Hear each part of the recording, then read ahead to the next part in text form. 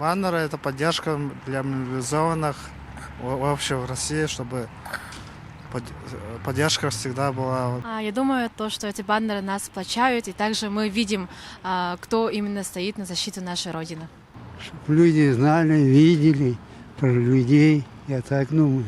Я считаю, что эти баннеры показывают всю нашу поддержку для тех самых ребят, которые сейчас находятся там. То есть мы даем им понять то, что их тут очень ждут, надеются и верят в них. Я считаю, что, конечно, нужны баннеры, чтобы визуально как-то поддержка тоже выражалась в городе, чтобы люди, особенно на молодежь, мне кажется, это влияет в том, что это не только какие-то индивидуальные, может быть, настроения, но общая коллективная поддержка, которая выражается на улицах нашего города.